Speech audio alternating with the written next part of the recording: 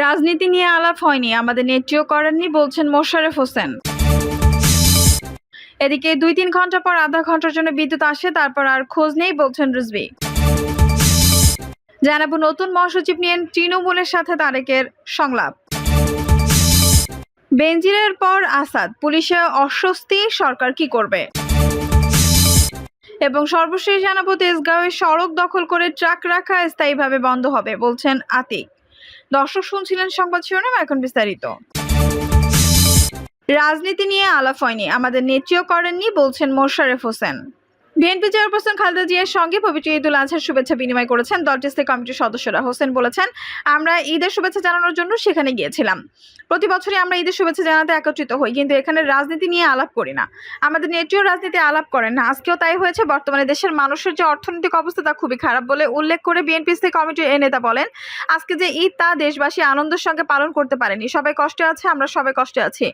আমাদের নেত্রীও এই নিয়ে দুঃখ প্রকাশ করেছেন। ডক্টর খন্দকার মোশাররফ হোসেন আরও বলেন, তিনি খালেদা জিয়া দেশবাসীকে ঈদের শুভেচ্ছা জানিয়েছেন, দলের নেতাকর্মীদেরও শুভেচ্ছা জানিয়েছেন। ভবিষ্যতে বাংলাদেশের মানুষ যেভাবে চায় সেভাবে যাতে অর্থনৈতিক সামাজিক উন্নয়ন হয়ে সবাই যেন আনন্দের সঙ্গে ঈদ পালন করতে পারে তার জন্য দোয়া করেছেন আমাদের নেত্রী, যোগ করেন তিনি। ২-৩ ঘন্টা পর আধা ঘন্টার জন্য বিদ্যুৎ আসে, তারপর আর খোঁজ নেই বলছেন রিজভী।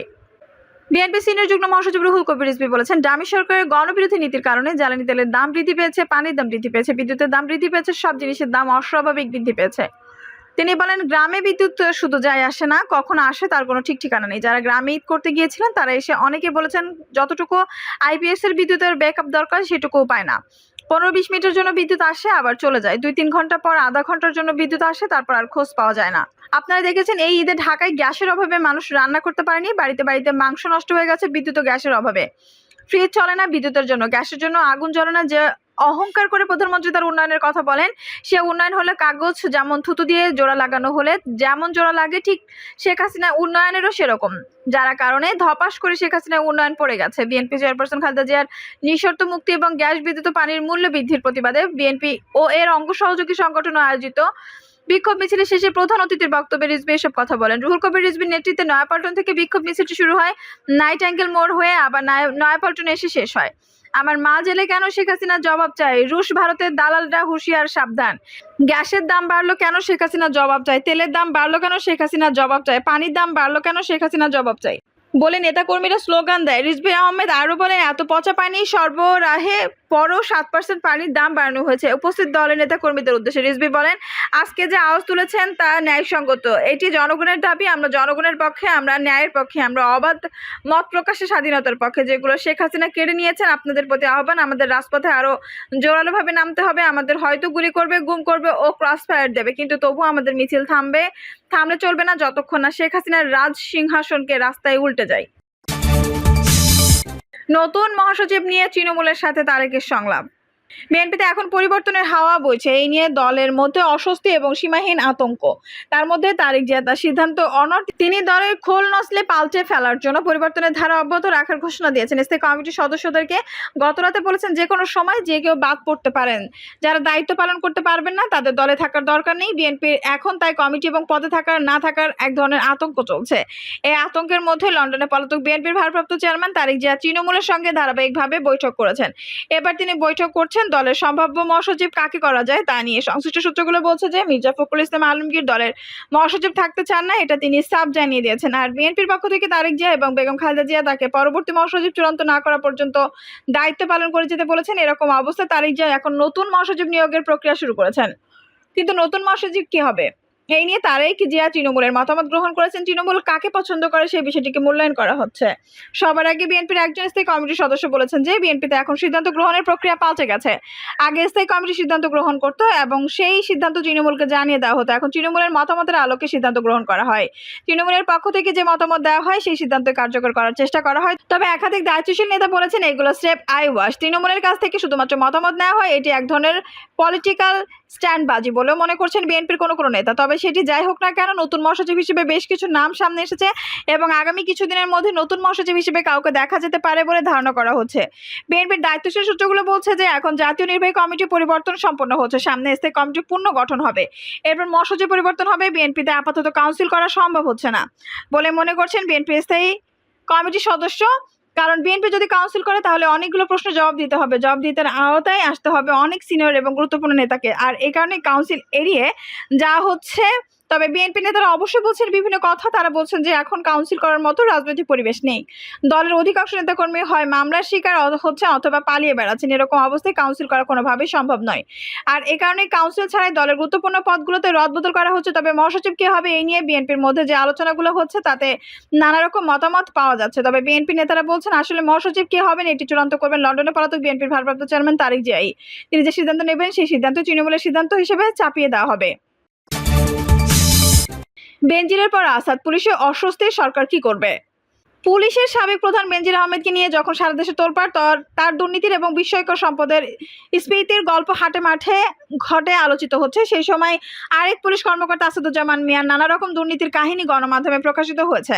এছাড়া এই নিয়েও চলছে দেশে তোলপাড়। পুলিশ বাহিনী পুরো ঘটনাগুলোতে অস্বস্তিকর পরিস্থিতির মধ্যে পড়েছে এবং এক বিব্রতকর অবস্থায় মুখোমুখি দাঁড়িয়েছে। বাংলাদেশ পুলিশ বাহিনীর গৌরব এবং সুনাম দীর্ঘদিনের। কিছু কিছু পুলিশ কর্মকর্তা দুর্নীতি এবং দুর্বৃত্তায়নের দায়ভার পুরো পুলিশ নিতে পারে না, এমন বক্তব্য দিচ্ছেন পুলিশের সব কর্মকর্তারা। পুলিশে এরকম বহু গুরুত্বপূর্ণ পদে থাকা ব্যক্তি আছেন যাদের জীবন সৎ এবং দুর্নীতি তাদেরকে কখনোই স্পর্শ করেনি। পুলিশের যে সমস্ত প্রধানরা অতীতে দায়িত্ব পালন করেছেন তাদের কারোরই বেনজিরের মতো এমন বিপুল সম্পদ নেই, বরং অনেকে সততার এক অনবদ্য নজির স্থাপন করেছেন। বিশেষ করে বেনজিরের আগে যিনি পুলিশ প্রধান ছিলেন জাভেদ পাটোয়ারি, তার সততা এবং দুর্নীতির মুক্ত থাকা সকলের কাছে আলোচিত বিষয়। তিনি একজন অনুকরণীয় উদাহরণ হিসেবে বিবেচিত হন। এছাড়া পুলিশের বর্তমান প্রধান চৌধুরী আব্দুল্লাহ আল মামুনকে নিয়েও পুলিশের কর্মকর্তা এবং কর্মচারীরা গর্বিত। তিনি একজন নির্ভেজাল সৎ মানুষ, দুর্নীতি যাকে স্পর্শ করেনি। দীর্ঘ চাকরি জীবনে তিনি নিজেকে সবসময় বিতর্কিত থেকে মুক্ত রেখেছেন। পুলিশের একজন ঊর্ধ্বতন কর্মকর্তা বলেছেন, অধিকাংশ পুলিশের কর্মকর্তারা সততার সঙ্গে নিষ্ঠার সঙ্গে দায়িত্ব পালনের চেষ্টা করেন, কিন্তু দু একজন পুলিশ কর্মকর্তার দুর্নীতির কারণে পুরো পুলিশ প্রশাসন সম্পর্কে জনমনে নেতিবাচক ধারণা সৃষ্টি হচ্ছে। নাম প্রকাশ অনিচ্ছুক ওই পুলিশ কর্মকর্তা বলেছেন, বেনজির আহমেদের ঘটনার পর পুলিশ প্রশাসন সম্পর্কে সাধারণ মানুষের এক ধরনের নেতিবাচক ধারণা সৃষ্টি হয়েছে। পুলিশে যারা সৎ এবং অনুকরণীয় তাদেরকে নিয়ে আলোচনা কম হয়, দুর্নীতিবাজদের নিয়ে আলোচনা হয়। বেনজির আহমেদের বিষয়টি পুলিশকে যেমন বিব্রত করেছে, তেমনি আসাদুজ্জামান মিয়ার বিভিন্ন সম্পদের বিবরণ গণমাধ্যমে প্রকাশিত হওয়ার পর অনেকেই হতবাক হয়ে পড়েছেন। এই সব নেতিবাচক অবস্থাগুলো পুলিশের উপর একটা বিরূপ প্রভাব পড়তে পারে বলে অনেকে মনে করছেন। আর এই বিষয়টির সরকারও একটি বিব্রতকর পরিস্থিতির মধ্যে পড়েছে বলে মনে করছে সংশ্লিষ্টরা। প্রশ্ন এসেছে, সরকার এখন এসব বিষয় নিয়ে কি করবে? সরকারের দায়িত্বশীল কর্মকর্তারা বলছেন, সরকারের অবস্থান খুব সুস্পষ্ট। সরকার কোনোভাবেই দুর্নীতির প্রশ্রয় দেয় না এবং দুর্নীতি যিনি করবেন তিনি যেই হোক না কেন তার বিরুদ্ধে সরকার নির্মোহভাবে ব্যবস্থা গ্রহণ করবে। ইতিমধ্যে বেনজির আহমেদের বিরুদ্ধে আইনগত প্রক্রিয়া শুরু হয়েছে। দুর্নীতি দমন কমিশন সুস্পষ্টভাবে বলেছে যে প্রাচীনভাবে বেনজির আহমেদের বিপুল সম্পদের ব্যাপারে তারা যে তথ্য প্রমাণ পেয়েছে তা সঠিক বলে তারা মনে করছে। খুব শীঘ্রই তার বিরুদ্ধে আনুষ্ঠানিকভাবে মামলা করা হবে। কিন্তু বেনজির আহমেদ দেশের বাইরে চলে গেছেন। ইতিমধ্যে তার কিছু সম্পত্তি জব্দ করা হলেও তার আসল এবং বিপুল সম্পত্তি দেশের বাইরে সুরক্ষিত বলে মনে করা হচ্ছে। এখন প্রশ্ন এসে দাঁড়িয়েছে যে আসাদুজ্জামান মিয়ার কি হবে? তার এই বিপুল সম্পত্তির ব্যাপারে কোনো তদন্ত হবে কিনা? এই ব্যাপারে দুদকের একমাত্র কর্মকর্তা বলেছেন যে এই বিষয়ে তাদের কাছে এখন পর্যন্ত কোনো অভিযোগ উত্থাপিত হয়নি। তবে একটি সূত্র বলছে এর আগেও আসাদুজ্জামান মিয়ার বিরুদ্ধে দুর্নীতি দমন কমিশনে অভিযোগ করা হয়েছে। সেই সময় আসাদুজ্জামান মিয়ার এই অভিযোগগুলো তদন্ত করে তার সততা দুর্নীতি দমন কমিশন পায়নি বলে বলা হয়েছে। কিন্তু এখন নতুন করে যখন তার বিরুদ্ধে অভিযোগ উঠেছে তখন সরকার কি করবে সেটা বোঝা যাবে ঈদের ছুটির পরপরই। তেজগাঁয়ে সড়ক দখল করে ট্রাক রাখা স্থায়ীভাবে বন্ধ হবে বলছেন আতিক। তেজগাঁয়ে সড়ক দখল করে যত্রতত্র ট্রাক রাখা স্থায়ীভাবে বন্ধ হবে বলে জানিয়েছে ঢাকা উত্তর city corporation DNCC mayor Mohammad Atiqul Islam. Awami লীগের ৭৫তম প্রতিষ্ঠাবার্ষিকী ঐতিহাসিক ৬ দফা দিবস উপলক্ষে ঢাকা জেলা আওয়ামী লীগের উদ্যোগে এই সংবাদ চিত্র প্রদর্শনী ও আলোচনা সভা হয়। শুরুতে ডিএনসিসি মেয়র মোহাম্মদ আতিকুল ইসলাম পুরো প্রদর্শনী ঘুরে দেখেন। সাংবাদিকদের এক প্রশ্ন জবাবে মেয়র বলেন, তেজগাঁও এলাকায় বিপুল সংখ্যক ট্রাক রাস্তা দখল করে রাখে। আমি এলে চলে যাই, চলে গেলে আবার আসে, অনেকটা টম অ্যান্ড জেরির মতো। এই সমস্যা সমাধানের জন্য আমরা প্রধানমন্ত্রীর কাছ থেকে এরই মধ্যে জমি পেয়েছি। তেজগাঁওয়ে বিটিসিএল এবং গৃহায়ন কর্তৃপক্ষের 15 বিঘা জমি ডিএনসিসি কে দেওয়া হয়েছে। আমরা দ্রুত সেখানে একটি আধুনিক ট্রাক স্ট্যান্ড নির্মাণ করব। তেজগাঁয়ের রাস্তা দখল করে যত্রতত্র ট্রাক রাখা স্থায়ীভাবে বন্ধ হবে। তিনি বলেন, এলিভেটেড এক্সপ্রেসওয়ে নিচে খালি জায়গায় আমরা শিশুদের জন্য খেলাধুলার ব্যবস্থা সহ সুন্দর গণপরিবেশ করে দিচ্ছি। সেখানে তথ্য সংবাদচিত্রের উন্মুক্ত প্রদর্শনীর মাধ্যমে মহান মুক্তিযুদ্ধ বঙ্গবন্ধুর ইতিহাস তুলে ধরা হবে। বঙ্গবন্ধু শেখ মুজিবুর রহমানের নেতৃত্বে বাংলাদেশের স্বাধীনতা অর্জনের ইতিহাস আমাদের ভবিষ্যৎ প্রজন্মকে জানাতে হবে। ছবি ও তথ্য সেই সঠিক ইতিহাসের কথা বলবে। দর্শক, এই ছিল এখনকার সর্বশেষ সংবাদ। নিউজটি ভালো লাগলে অবশ্যই একটা লাইক দিন, কমেন্টে আপনার মূল্যবান মতামত জানান। সবসময় আমাদের পাশে থাকতে সাবস্ক্রাইব করে বেল বাটনটি অন করে রাখুন। ধন্যবাদ।